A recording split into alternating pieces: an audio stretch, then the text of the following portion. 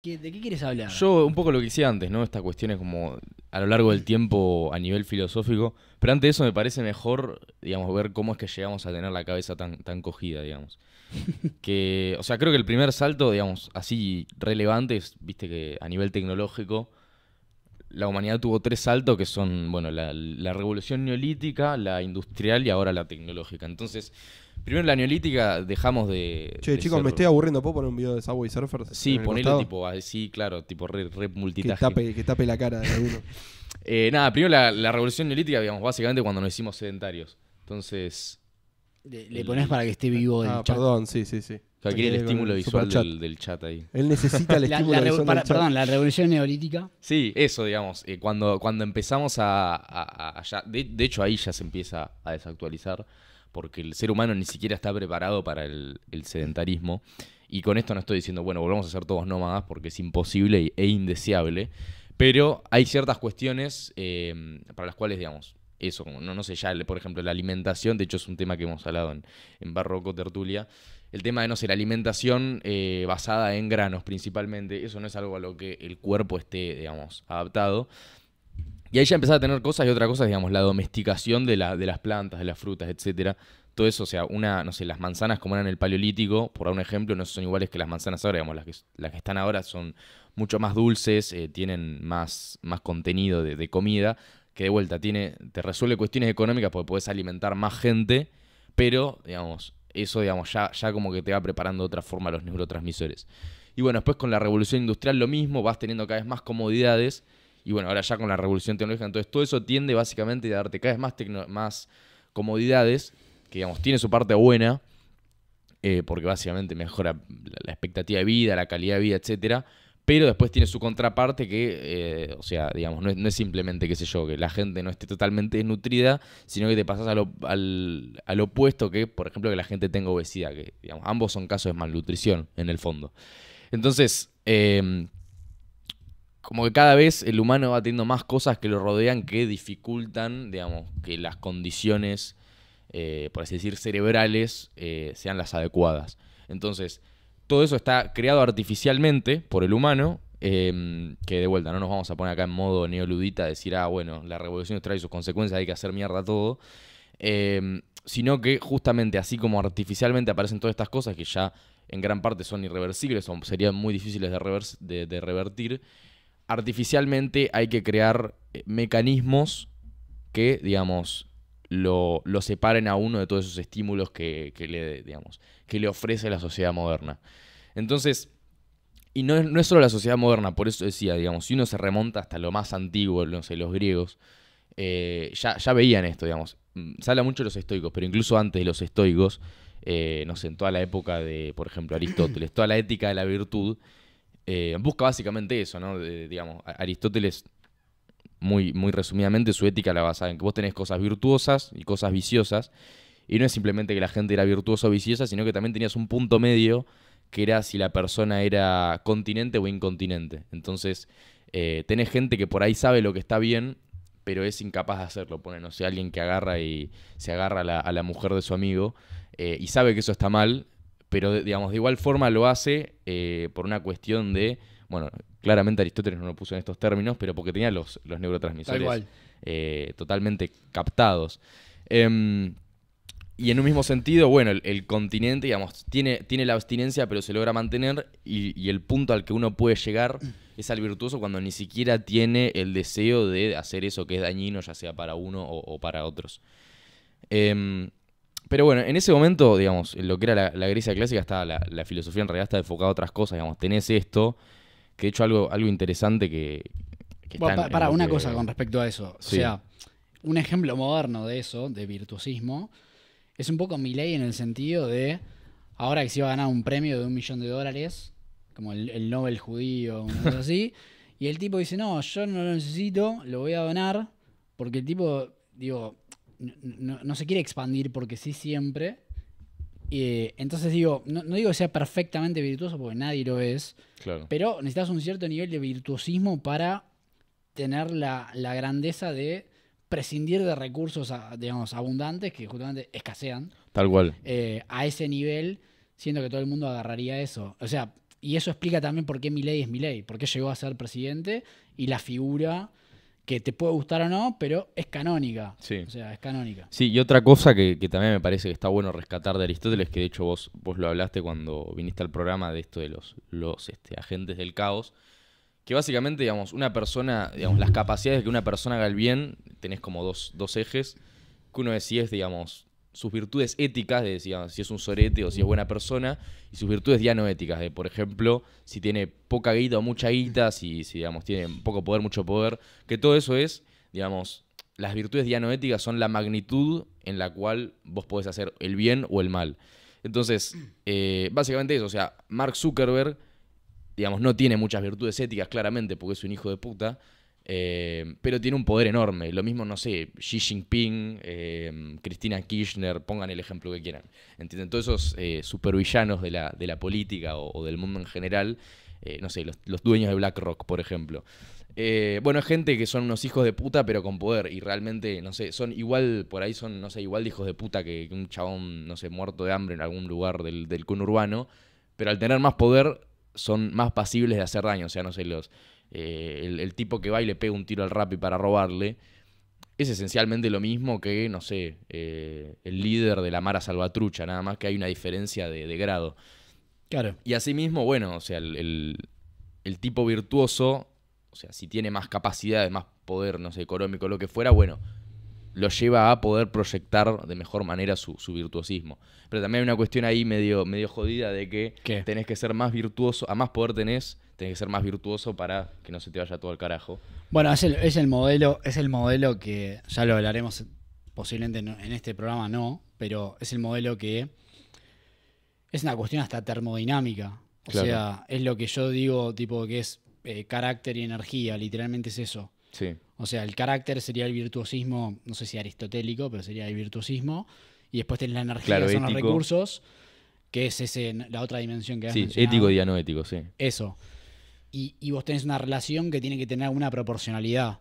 Por eso, de hecho, unas cosas, pasa que se me vienen 3, 4 cosas en simultáneo en la cabeza. Sí, Y estoy viendo, tipo, empatizando con, ok, la situación que está del otro lado para no delirar y que se entienda. claro. Pero es como, esto es lo superficial, gente. Hay toda una especie de literatura o modelos a la Milei tipo de economía, ¿viste? Con tipo inflación, emisión, esto, lo otro. Así con este tipo de temas. O sea, es muy rico, es muy predictivo. De hecho, el modelo energía-carácter predice un montón de cosas. Tal cual. Predice tipo la situación, no sé, hasta de Icardi, ¿se entiende? Claro. Predice la de Messi, predice la de Milei. Sí. En relación a, por ejemplo, otro líder, capaz que en ese momento estaba medio parity, y fíjate que Milei terminó sacando una ventaja. Obviamente que Milei, y no necesariamente por ser mucho más brillante, que lo recontra es Milei, pero había otra gente tal vez brillante en términos cognitivos, pero el diferencial a veces va por este lado, ¿no? Ese carácter de poder sostener, igual que Messi. Claro. Messi es un superdotado. Pero hubo otros jugadores superdotados, no sé si al nivel de Messi. Ronaldinho, digo, comparable el talento. ¿Cuánto duró Ronaldinho? Tal cual. Está bien, hizo una super carrera igual, pero el pick de Ronaldinho que duró 5 años, 6 años máximo. Messi estuvo 15. Sí. Entonces, hay toda una especie de literatura y cosas re interesantes que donde la dopamina y esta parte básica, yo no te quiero detener, Flow, ahora seguís con lo otro, pero como que es solamente la puntita del iceberg. Hay una cosa muy, muy interesante, por eso es que armamos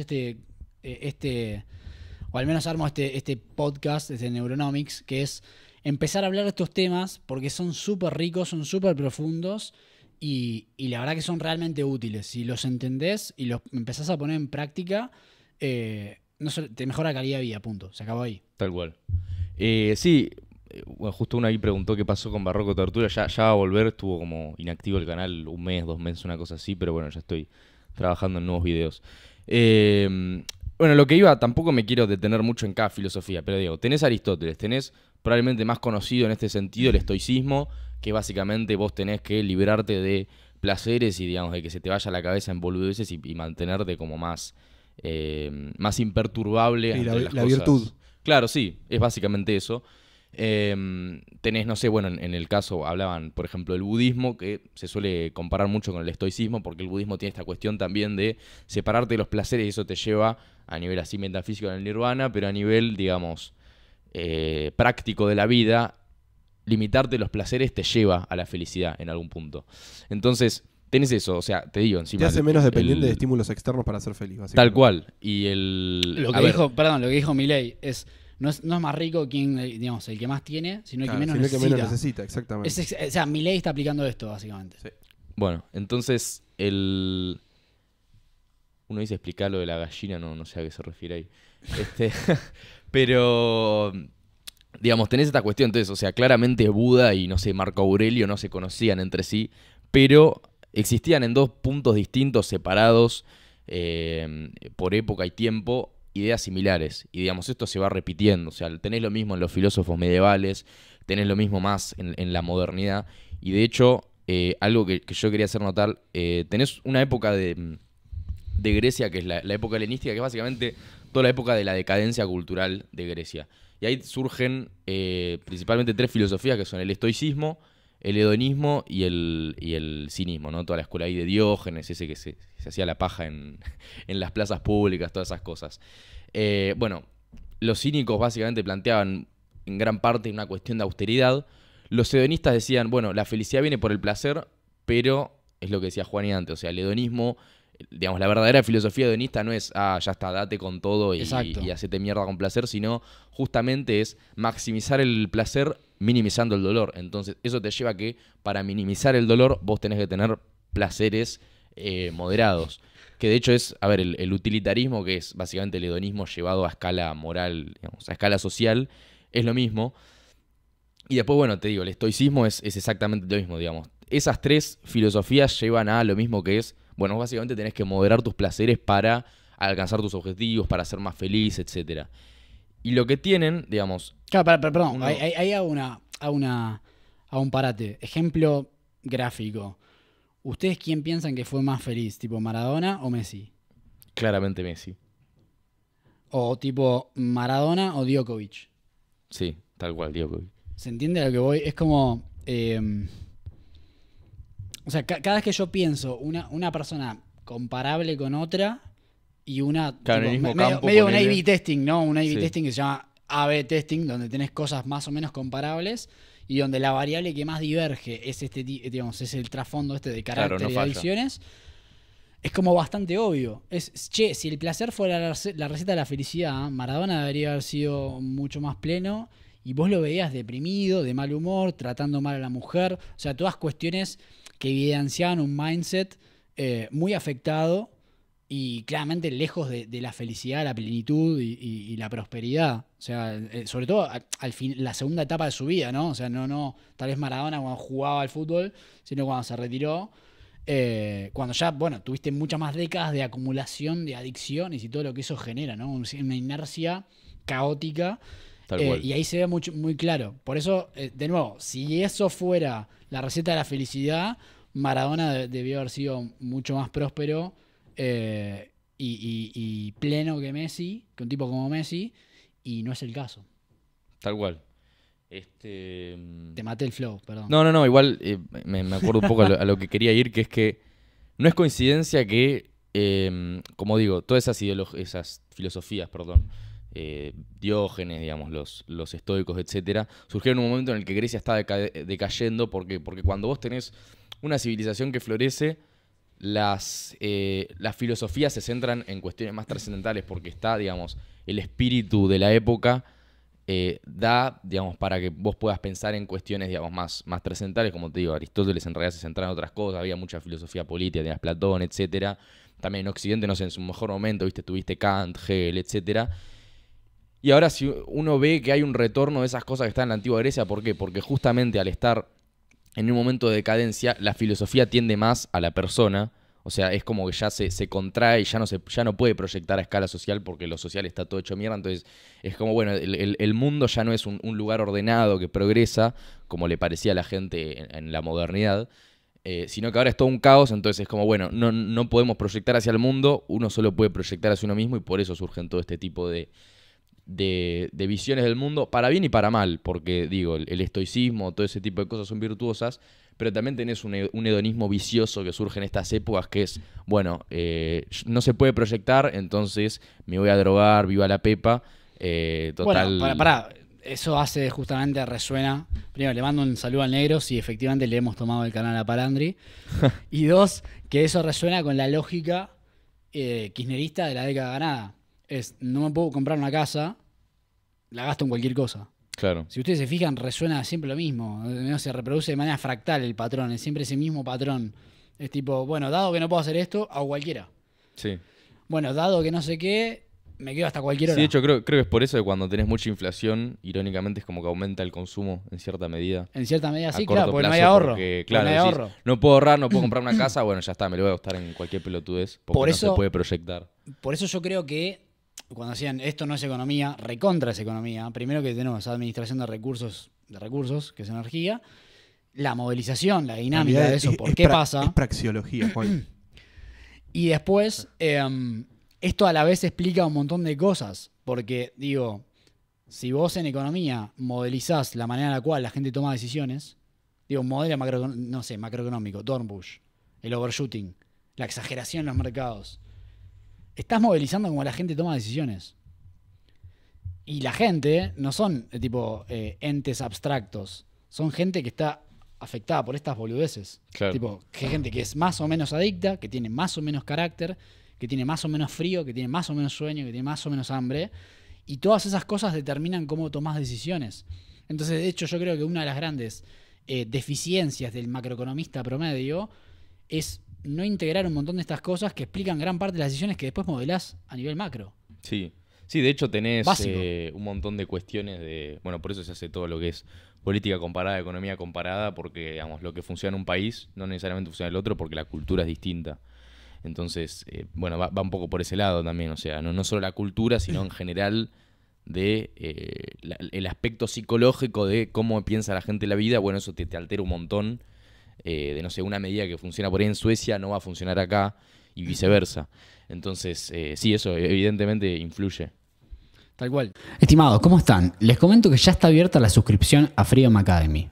Freedom Academy es una plataforma que creamos para resolver grandes problemas de hoy y que poca gente habla con la importancia que merecen. La ansiedad, la procrastinación, las adicciones y temas de motivación en general. Si algo o todo eso resuena con tu situación, Freedom Academy muy posiblemente sea la solución que estás buscando. Estamos hablando de que hay una pandemia a nivel de salud mental, sobre todo en jóvenes adultos y adolescentes. Gente que pasa todo el día en las plataformas, en Instagram, en TikTok, en Twitter, en X, YouTube, OnlyFans, o jugando videojuegos de manera compulsiva que no pueden parar, evadiendo situaciones personales y perdiendo todo tipo de capacidad de concentración o foco para progresar en la vida. ¿Sí? No pueden trabajar, no pueden estudiar, o les cuesta, no pueden ir al gimnasio, sienten que no se hallan o que no tienen un propósito. O incluso personas que son funcionales pero que por todas estas distracciones están operando a media máquina, digamos, lejos de aprovechar su potencial. Lo bueno es que tenemos una solución costo eficiente para esto.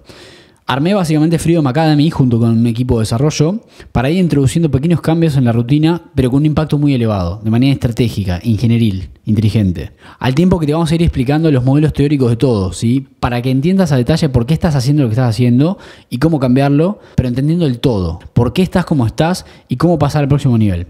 Vas a entender lo que los psicólogos neuropsiquiatras te explican de una manera tan clara que no van a quedar dudas de nada. Sí, ahora voy a mostrar un poco de testimonios para que vean que esto realmente es así. ¿Cómo hacemos todo eso exactamente?